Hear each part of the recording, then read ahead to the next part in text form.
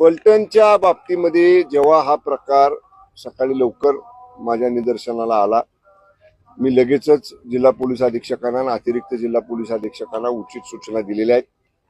ज्या महिला डॉक्टरांनी आत्महत्या केलेली आहे अशी माहिती पुढे येते की त्या महिला डॉक्टरांनी हातावरती त्यांना ज्यांनी त्रास दिला त्या व्यक्तींची नावं लिहिलेली आहेत आणि त्यांना काही त्रास पूर्वी काही लोकांनी दिला होता असं त्यांच्या नातेवाईकांच्या बोलण्यातून आलेलं आहे। आम्ही गुन्हा दाखल केलेला आहे आणि एक चांगली सिनियर एसडीपीओ दर्जाचे महिला अधिकारी तिथले सगळे पुरावे ताब्यात घेण्यासाठी सकाळीच आम्ही रवाना केलेले आहेत।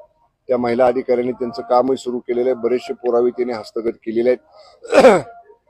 ज्या मृत महिला डॉक्टर आहेत त्यांच्या परिवारजनांची जर शंका कोणावर असेल तर त्या महिला अधिकाऱ्यांना पोलिसांच्या आम्ही सांगितले की त्यांना विश्वासात घेऊन त्यांची ज्यांच्या कोणावर संशय असेल